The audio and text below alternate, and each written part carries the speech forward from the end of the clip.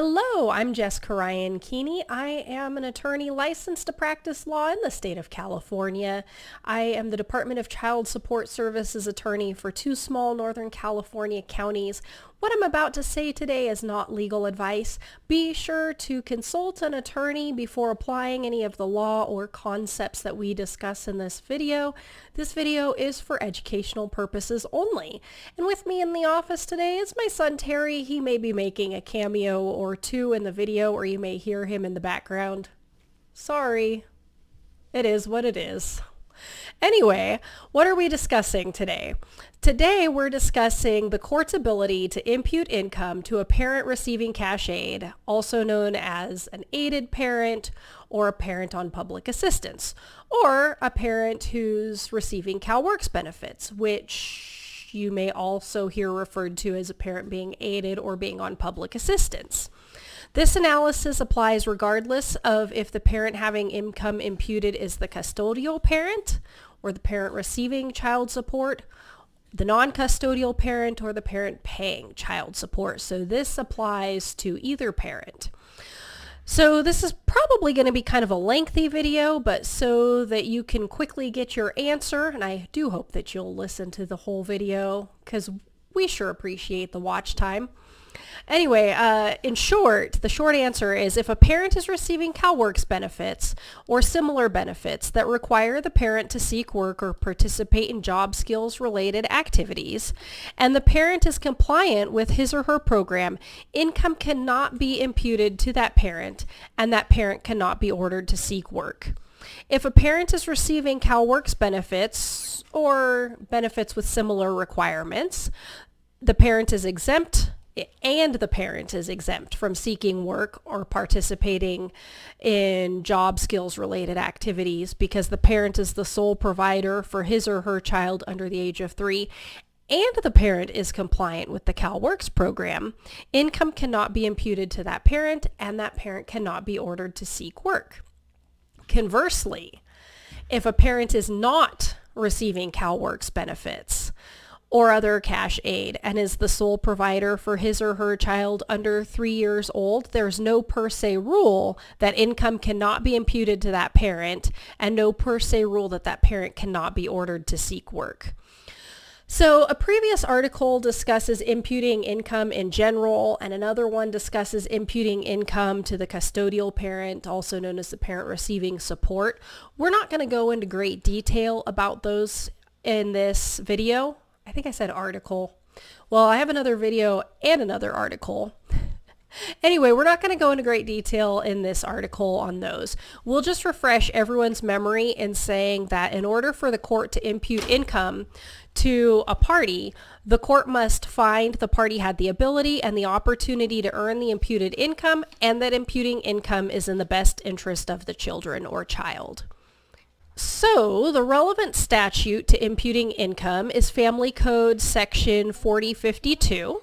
And in relevant part, it reads as follows. B1, the court may, in its discretion, consider the earning capacity of a parent in lieu of the parent's income, consistent with the best interests of the children, taking into consideration the overall welfare and developmental needs of the children and the time that parent spends with the children. B2 reads, when determining the earning capacity of the parent pursuant to this subdivision, the court shall consider the specific circumstances of the parent to the extent known. Those circumstances include, but are not limited to, the parent's assets, residence, employment, and earnings history, job skills, educational attainment, literacy, age, health, criminal record, and other employment barriers, and record of seeking work, as well as the local job market, the availability of employers willing to hire the parent, prevailing earnings levels in the local community, and other relevant background factors affecting the parent's ability to earn. So we have the statute or the law that lays down the law. And then we have case law that further defines the law and answers questions that pop up as the law is being applied.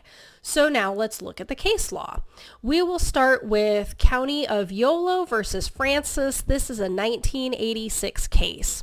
It's a case in which the Court of Appeal held the trial court properly found defendant had a reasonable ability to pay Yolo County for its support of his child, even though the parent was receiving AFDC from Sacramento County. AFDC was welfare, and it's unclear in this case if father had to seek work and participate in job skills related activities as part of receiving AFDC. And I'm not old enough to know what the program looked like in 1986.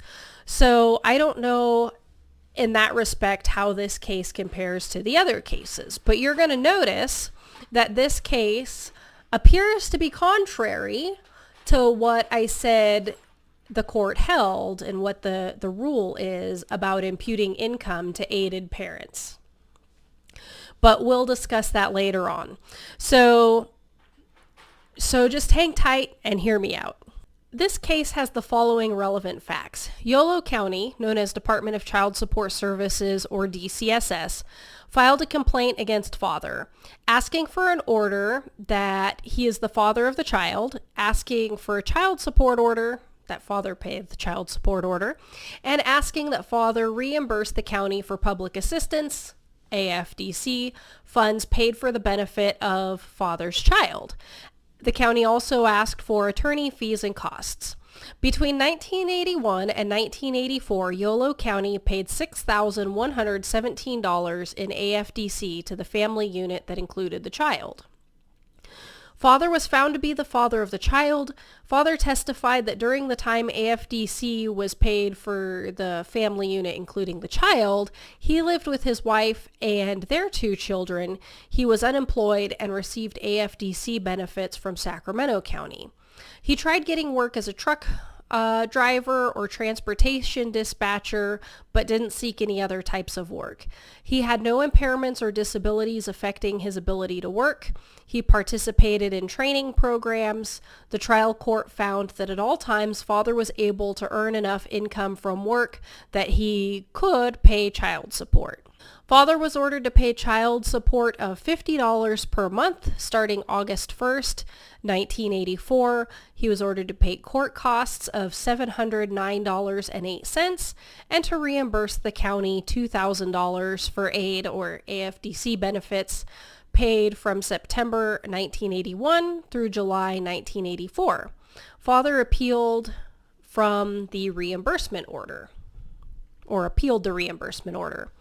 Father contends the trial court could not order him to pay any reimbursement because at all relevant times, father was receiving AFDC benefits. So this is an old case, and it deals with sections of the Welfare and Institution Code that either no longer exist, have been renumbered, or have been reworded. This case also predates the Family Code, so instead of citing the Family Code, it cites the Civil Code. The Court of Appeals cites Welfare and Institutions Code section 11350, which read in relevant part, in any case of separation or desertion of a parent or parents from a child or children, which results in aid under this chapter being granted to the family, the non-custodial parent or parents shall be obligated to the county for an amount equal to A, the amount specified in an order for the support and maintenance of such family issued by a court of competent jurisdiction, or in the absence of such a court order, B, the amount of aid paid to the family during such period of separation or desertion, limited by such parents' reasonable ability to pay during that period in which aid was granted. The district attorney, back then it was the district attorney, not DCSS, who brought these cases, so it was the district attorney who represented Yolo County, not DCSS. But for purposes of this discussion, you may hear me refer to the county as DCSS because it's just habit. You may hear some older practitioners and commissioners and judges call DCSS the district attorney. So it's kind of used interchangeably, even though it's definitely different. Anyway, where were we? The district attorney shall take appropriate action pursuant to this section in the Superior Court of the county which provided aid under this chapter. The court may order the defendant to pay the county attorney fees and costs based on such defendant's reasonable ability to pay. In any proceeding brought by the county pursuant to this section, in making the determination of the defendant's reasonable ability to pay attorney fees and court costs under this section, the court shall be limited to the following considerations: the wealth and income of the defendant, the current ability of the defendant to earn, the age of the defendant. The Court of Appeals stated that the language of the statute, which I just read, does not preclude consideration of defendants, in this case fathers, earning capacity, because we, that would be the court, concludes section 1135.0 itself contemplates that a parent's reasonable ability to pay includes the reasonable ability to work and therefore earn funds to fulfill a support obligation. The court reasoned, since it is more important that parents pay support for their children than that they pay court costs and attorney fees, section 1135.0 therefore implies and indeed compels the conclusion that the court may consider earning capacity together with other undescribed factors in determining a defendant's reasonable ability to reimburse the county for support. The Court of Appeal also stated Section 1135.0 Subdivision A allows reimbursement to a county based on a court order which, in turn, may be premised upon an ability to earn income from work. No reason exists why a parent's ability to earn income should not be considered in determining the county's reimbursement rights under Subdivision B of the same statute.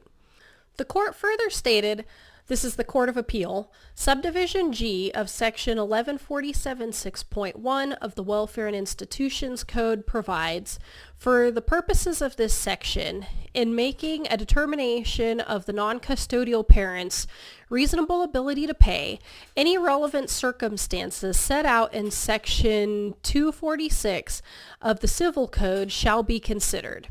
Since, as we have seen, Subdivision A of Civil Code Section 246 requires the court to consider earning capacity, the fact is appropriately considered under Section 1147.6.1.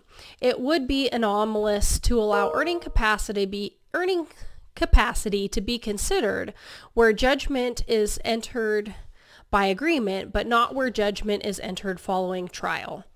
Based on this, the Court of Appeal concluded that the trial court could consider a father's ability to earn income from working in ordering father to reimburse the county for AFDC benefits paid for the child. The Court of Appeal held the trial court properly found defendant, that would be father, had the ability to pay Yolo County for its support of his child even though he was receiving AFDC from Sacramento County. Father also contends a non-custodial parent who receives public assistance cannot be found to have a reasonable ability to work or pay child support as a matter of law. Father argues the trial court's orders directing him to reimburse the county and pay continuing support violated Section 11002 of the Welfare and Institutions Code, which makes public assistance absolutely inalienable, and Section 11005.5 of the Welfare and Institutions Code, which prohibits the use of public assistance for the benefit of others. In addition, although not cited by a defendant, Section 1135.0.2 prescribes the use of public assistance to satisfy a support obligation. The court held the trial court's reimbursement order is permitted not upon father's receipt of AFDC, but rather upon the factual finding that father had the ability to work and earn funds sufficient to pay support in the amount for which reimbursement was ordered. The court acknowledged that the statutes father cited prevented Yolo County from attaching, garnishing, or executing upon father's AFDC grant, and the record doesn't indicate that Yolo County tried to do that. So then the next case we have is also out of Yolo County, and this is County of Yolo versus Garcia. This is 1993 case. Again, this is also an old case, and so statute or laws have been moved to different sections of statute. They've been renumbered, they've been reworded, they may not still exist, but the overall sentiment and the holding in this case still applies today. So this is a case in which the Court of Appeal held the AFDC statutes manifest a public policy that a single parent of a very young child be permitted to decline work outside the home. The court reversed the judgment of the trial court. This is a case with the following relevant facts. Mother's older son was in foster care from October 1989 to February 1981. During that time, AFDC foster care benefits, also known as cash aid, were paid to support son. During that same time period, mother had no income other than her own AFDC benefits or cash aid that she got because she was a single parent of her young son. The parties agreed that mother was caring for her young son, who was less than 3 years old. The court did not find that mother was actively suppressing her income or refusing opportunities to work when they presented themselves. Yolo County asked for a court order that mother reimburse the county for part of the AFDC benefits paid for mother's older son while he was in foster care. The trial court imputed full-time minimum wage to mother during the time the older son was in foster care and ordered mother to reimburse the county $782. Mother contended the trial court erred in making an award in favor of the county in light of her status as an AFDC recipient and the single parent caretaker of a child under 3. The Court of Appeal cited Welfare and Institutions Code Section 1135.0 in relevant part as follows. A. In any case of separation or desertion of a parent or parents from a child or children which results in aid under this chapter being granted to such family, the non-custodial parent or parents shall be obligated to the county for an amount equal to the following. This should sound familiar because this was cited by the previous case. 2, the amount of support which would have been specified in an order for the support and maintenance of the family during the period of separation or desertion. C, the amount of the obligation established under paragraph 2 of subdivision A shall be determined by using the appropriate child support guidelines currently in effect. At the time of trial in this case, the child support guidelines were set forth in California Rules of Court, Rule number 1274. The court cited Rule 1274 in relevant part. Under Rule 1274, the amount of child support is calculated using a formula in which the parent's net monthly disposable income is a principal parameter. The rule provides that net income is generally calculated by subtracting from gross income certain prescribed deductions, and that's Rule 1274G. Except from gross income is income derived from any public assistance, accepted from, so basically not included in gross income, is income derived from any public assistance program, eligibility for which is based on a determination of need, and that was Rule 1274G3. The rule also provides for an alternative to this income calculation. The court may, in its discretion, consider the earning capacity of a parent in lieu of the parent's income consistent with the best interests of the child, and that was Rule 1274G2. And you may notice, if you've been following for long and listened to our previous videos, that last section is very familiar. And that language largely still exists in today's family code. Mother argued that per her AFDC grant, she was exempt from work requirements as a single parent of a young child, and the trial court abused its discretion in making the order based on Mother's earning capacity. Mother further argues that manifest in this exemption from the work incentive program is a public policy that single parents with very young children should be allowed to decline work outside the home in order to care for these children, even though the result is the imposition of on the government of costs and support under the AFDC program. At the time, and in relevant part, Welfare and Institutions Code 1131.0, subdivisions B6A through C, read as follows. The following individuals are not required to register.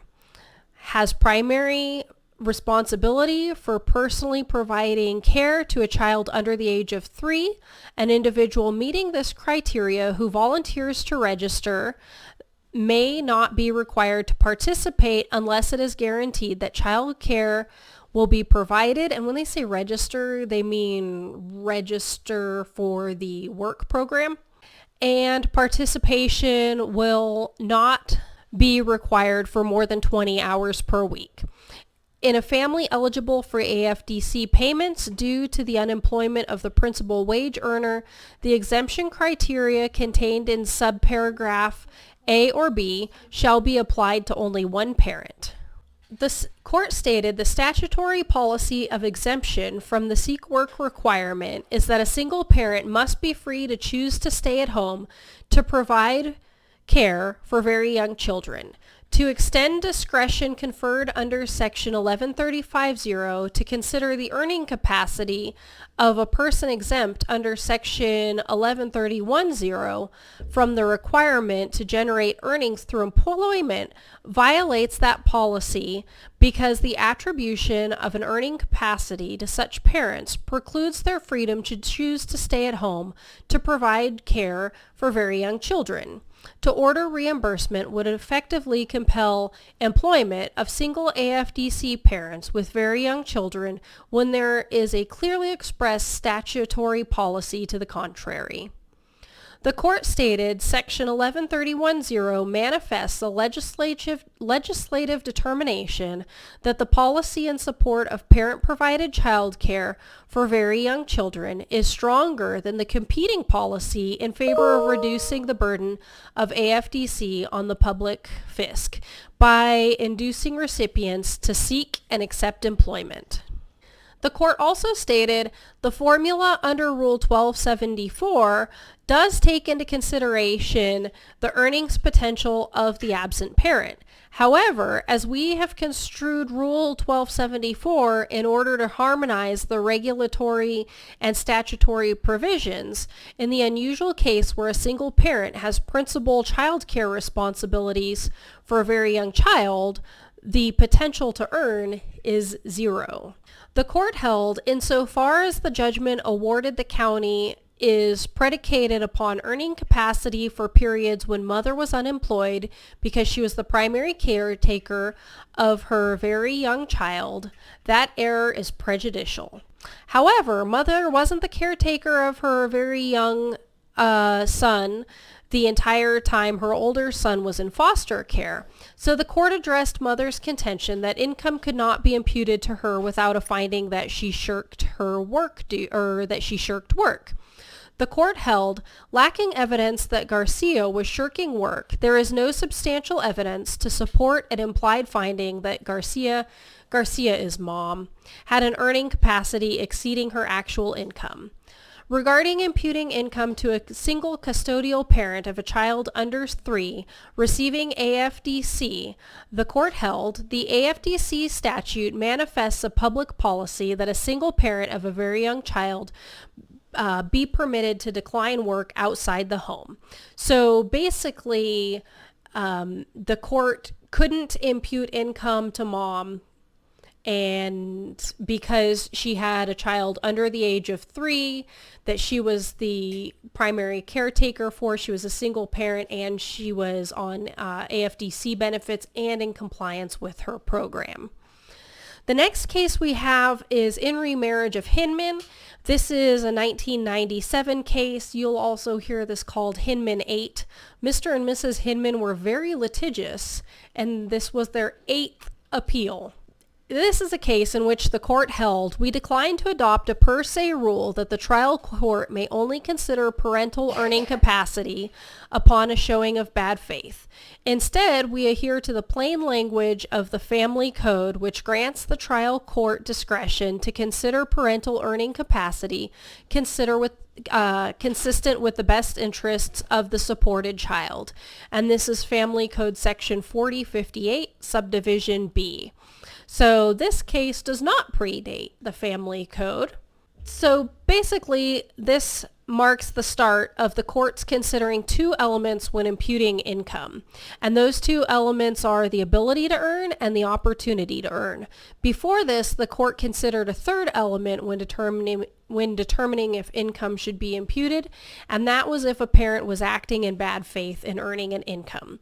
So this case marks the start of the court no longer considering the parent acting in bad faith in earning an income in order to impute income.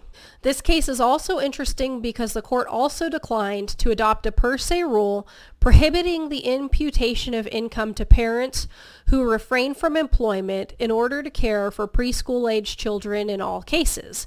Instead, the court held that the question whether earnings should be imputed to an underemployed or unemployed parent is addressed to the sound discretion of the trial court. All circumstances relevant to this determination may be considered by the trial court upon presentation by the parties. So this is interesting because in the prior case, we saw the court say, no, mom is the sole caretaker of a child under the age of 3, and she's receiving public assistance, and she's compliant with her aid program, so we're not going to impute income to her, and that's proper. It would be improper to impute income to parents in those cases. And now we have the court saying in this case, well, if you're not receiving aid, even though you're the parent of a very young child, so a child under the age of 3, and you're the child's primary caretaker, there is no per se rule that income won't be imputed. So we see the court basically treating aided individuals and non-aided individuals differently. But being an aided individual isn't a protected class, so the requirements for the government interest are very low for the government to treat those classes of people differently. But this isn't a constitutional law video, so onward and upward we go. In this case, mother was the parent paying support, or the non-custodial parent, and had supervised visits with the children. Father claimed that mother accepted a lower paying job because of the child and spousal support case. Mother later became unemployed and had 3 children under the age of 3 that she was solely responsible for caring for. Mother claimed that she could not work because of this. Father wanted income imputed to mother, and he did meet his burden of proving that mother had the ability and opportunity to earn an income. The court imputed income of $3,200 per month to mother and ordered mother to pay child support of $1,248 per month. Mother argued that the trial court improperly imputed income to her based on her earning capacity and argued that the court may not impute income to a parent unless the parent is intentionally avoiding her financial family responsibilities. The Court of Appeal held that the trial court did not abuse its discretion in imputing income to mother based on her earning capacity. The court held, we decline to adopt a per se rule that the trial court may only consider parental earning capacity upon a showing of bad faith. Instead, we adhere to the plain language of the Family Code, which grants the trial court broad discretion to consider parental earning capacity consistent with the best interest of the children. And this is Family Code Section 4058, Subdivision B. The court also declined to adopt a per se rule prohibiting the imputation of income to parents who refrain from employment in order to care for preschool-age children in all cases. Instead, that's the court, hold that the question whether earnings should be imputed to an underemployed or unemployed parent is addressed to the sound discretion of the trial court. All circumstances relevant to this determination may be considered by the trial court upon presentation by the parties. Additionally, the court recognized that imputing income must be in the best interest of the children child support is being paid for. Here, the court declines to find that income should be imputed to parents in this situation. Instead, the court holds that the court has discretion to impute income to a parent with preschool-age children or children under the age, or a preschool-age child. This case is different from County of Yolo versus Garcia, in that mother in this case is not receiving cash aid. Now we have another case, and this is Barron v. Superior Court, and this is a 2009 case. This is a case in which the Court of Appeal held it was an abuse of discretion for the trial court to order a parent to seek work when the parent was participating in the CalWORKS program and was compliant with the program. The Court of Appeal reversed the trial court's order. This case has the following relevant facts. Mother participated in the public benefits program known as CalWORKS. Mother also had a child support order against father. By April 5, 2005, father owed child support arrears of over $56,000. Santa Clara County DCSS substituted in the case as payee, named father as the obligor, also known as the parent paying support or the non-custodial parent. And they substituted in to collect child support arrears only. DCSS filed a motion asking for an order increasing the liquidation on arrears owed by father, meaning they wanted father's minimum arrears payment to go up.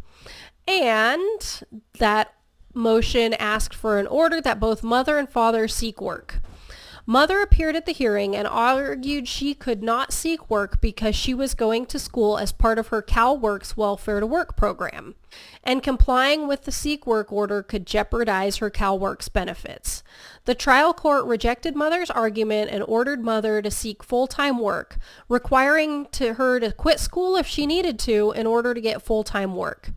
The court stated that complying with her CalWORKS program was not enough. The court also ordered father to seek work. The court told mother and father that if they did not have full-time jobs by the next hearing, their driver's licenses would be taken away, and a compliance hearing was set. Mother appealed the seek work order against her. The question the Court of Appeals answered is if the trial court erred in making the seek work order when complying with the order could jeopardize mother's CalWORKS benefits. The Court of Appeal reiterated Family Code Section 4053B and C, which basically states that both parents are mutually responsible for supporting their children, and each parent should pay child support according to his or her ability. The Court of Appeal also reiterated Family Code Section 4505A, which basically states that the court may order an unemployed parent to seek work when the parent is in default of a child support order. The Court of Appeal noted that mother was not in default of a child support order. For the sake of this case, though, the Court of Appeal assumed that the trial court had the discretion to order mother to seek work. The court summarized the CalWORKS requirements. In summary, those requirements are as follows. Unless a parent is exempt by law, in order to get CalWORKS benefits, the person must participate in a specific sequence of welfare to work activities. Oh yeah, and by the way, CalWORKS is for parents with children under the age of 18. These activities begin with a job search. When that search is unsuccessful, or if the county determines the search would be unsuccessful, the person has an assessment. After the assessment, the county and the person come up with a plan that sets out the activities the person will have to do and the services that person will get as a result. The activities the person may have to do include work study, adult basic education, job skills training, vocational education, or education directly related to employment. If a person refuses to participate in the plan without good cause, that person is subject to sanctions, which includes losing CalWORKS benefits. Sanctions are not allowed because a person declines a job offer if accepting the job offer would cause an interruption in the approved education or job training program in progress that would otherwise lead to employment and sufficient income to be self-supporting. So basically, a person's not going to get sanctioned if they turn down a job that would interfere with their CalWORKS program. The court stated, and this is the Court of Appeals, since CalWORKS requires, wherever possible, that the parent seek or prepare for employment, an unemployed parent who is in compliance with his or her CalWORKS plan is, in effect, in the process of seeking employment. An order outside the CalWORKS context that requires a CalWORKS recipient to seek full-time work, regardless of whether or not doing so would conflict with the parent's CalWORKS plan, places the parent in the untenable position of having to choose between the possibility of sanctions imposed for failing to comply with the welfare to work plan and sanctions imposed for ignoring the court order. There is no reasonable basis for putting a parent in that position.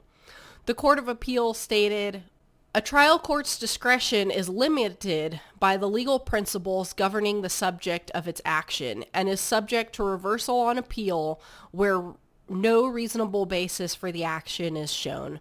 And this is Westside Community for Independent Living Incorporated versus Obledo. I might have mispronounced that. The Court of Appeal held, in the present case, there was no reasonable basis for the trial court to refuse to consider Barron's participation in CalWORKS.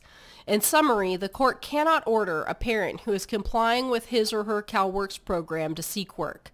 The trial court's order was reversed. Mendoza v. Ramos, 2010, is a case in which the Court of Appeal held that income cannot be imputed to a parent receiving CalWORKS benefits when the parent is compliant with the CalWORKS program. The relevant facts of this case are as follows. Mother and father had 4 minor children. They separated. Father was ordered to pay mother child support. Father filed a motion to decrease child support. In this motion, father stated that the children spent most of their time with him and asked the trial court to impute income to mother when calculating child support. Mother opposed the motion, stating that the children wanted to spend all their time with her, that she was completing an educational program to become a licensed vocational nurse. Mother received CalWORKS benefits and was compliant with the terms of the program. The trial court declined to impute income to mother because she was receiving CalWORKS and was compliant with the program. Father's child support order actually increased. Father filed an appeal. Relevant to this video, father argued that child support should have been based on imputed income to mother. The Court of Appeal cited Family Code Section 4058, Subdivision B, which states the court may, in its discretion, consider the earnings capacity of a parent in lieu of the parent's income, consistent with the best interests of the children. The Court of Appeal stated, earning capacity is composed of 1, the ability to work, including such factors as age, occupational skills, education, health, background, work experience, and qualifications. 2, the willingness to work exemplified through good faith efforts, due diligence, and meaningful attempts to secure employment. And 3, the opportunity to work, which means an employer who is willing to hire. When the ability to work and the opportunity to work is lacking, earning capacity is absent, and application of the standard is inapplicable. When the payer is unwilling to pay and the other 2 factors are present, the court may apply the earnings capacity standard to deter the shirking of one's family obligations. In re Marriage of Hinman. The court recognized that in later cases, the intentional avoidance of work was not required in order to impute income to a parent. The court recognized that father had the burden of proving that income should be imputed to mother. The court held that father did not demonstrate that mother had the ability to earn the income he sought to impute. The court also stated that father introduced no evidence of mother's skill or opportunity to earn the income he wanted imputed to her. The court stated that the evidence in the record showed that mother was unable to find work and was forced to seek public assistance. The court briefly summarized the CalWORKS program, and I'm not going to go through that summary because I just summarized it for the case above. The court cited Barron v. Superior Court above, since CalWORKS requires whenever possible that the parent seek or prepare for employment. An unemployed parent who is compliant with his or her CalWORKS plan is in effect in the process of seeking employment. The court recognized that the issue in Barron was if the court could order a CalWORKS recipient to seek work. The court noted that in Barron, they held that a seek work order was an abuse of discretion because it would interfere with or jeopardize the completion of the program.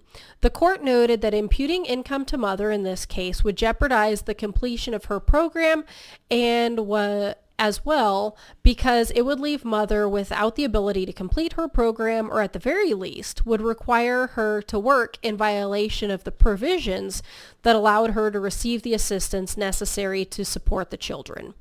The court held the trial court did not abuse its discretion in refusing the requested order. So basically the court didn't abuse its discretion in declining to impute income to mother.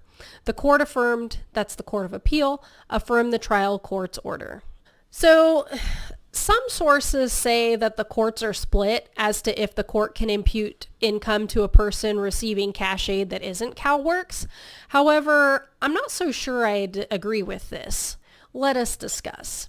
The first two cases, so Yolo, County of Yolo v. Francis and County of Yolo v. Garcia, were old cases that predated the CalWORKS program.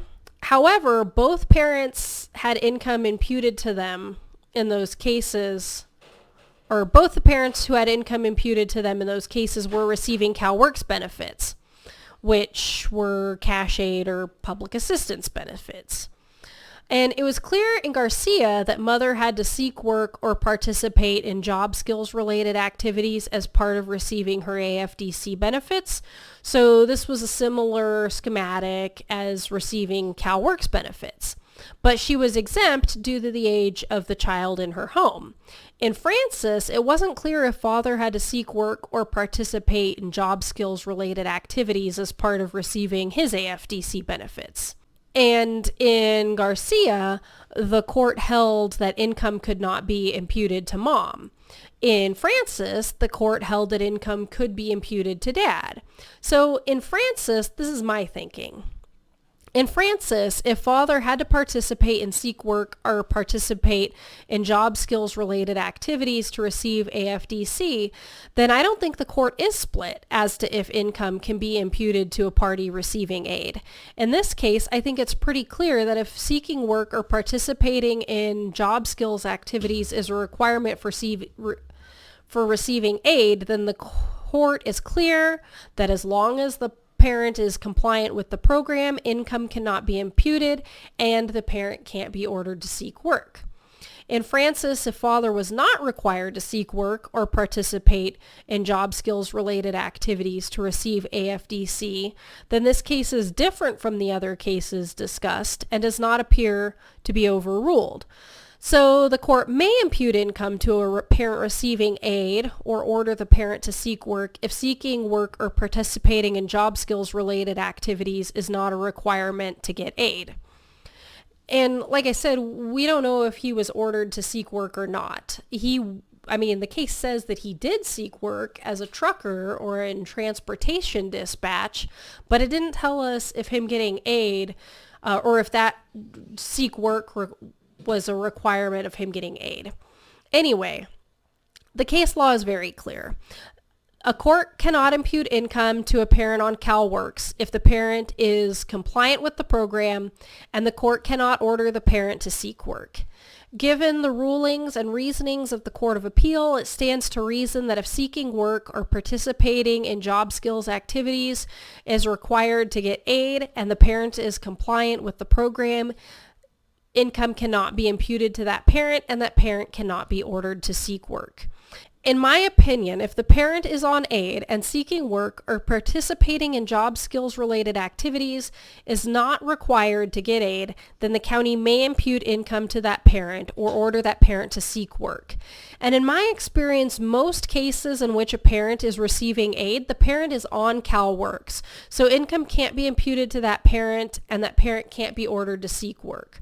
So the distinction between if seeking work or participating in job skills related activities is required for the program or not isn't an issue a lot of the time. I have had a few cases where a parent was receiving general assistance or general relief. I think it might be called something slightly different. Basically, that's cash aid. It's a very small amount of cash aid, and it's for people who don't have children under the age of 18 in their house, who are indigent, and they may have other problems as well, which make it so that they can't support themselves. And the general assistance or general relief is funded by the County Board of Supervisors. And I don't remember if income was imputed to that parent or not in the case I'm thinking of. I'm thinking imputing income wasn't an issue in that case, but that was an example of aid that wasn't CalWORKS. Super rare in my experience to see that. Another thing this case law tells us is that there is not a per se rule that a parent not on aid who's solely responsible for caring for his or her child under 3 years of age cannot have income imputed to him or her and cannot be ordered to seek work. So if you're not on aid, you're solely responsible for caring for your child under the age of 3. There's no per se rule that you can't have income imputed to you. There's no per se rule that you can't be ordered to seek work. That being said, it's clear from the case law that if a parent is on aid, is exempt from seeking work or participating in job skills activities, and is solely responsible for caring for a child under 3 years old, income cannot be imputed to that parent, and that parent cannot be ordered to seek work. As a side note, many DCSS counties will not ask to impute income to any single parent who has sole responsibility for caring for his or her child under 3 years old, regardless of if that parent is cash aided or not. Thank you for staying tuned and listening to the whole thing. Remember, this was not legal advice. This was for educational purposes only. Be sure, if you're going to use any of the law discussed in this video, that you double check the law, make sure it's still good law, that you consult an attorney to make sure that the concepts and law discussed in this video are applicable to your case and that you're using them correctly. I forgot to ask that you like the video, subscribe, ding the bell so that you get notification when we upload future content. And if you have any questions, comments, or concerns, please put them in the comments. Any answers won't be legal advice. Sometimes we don't see the questions or comments. Sorry. And it takes a while to respond to them. Again, sorry.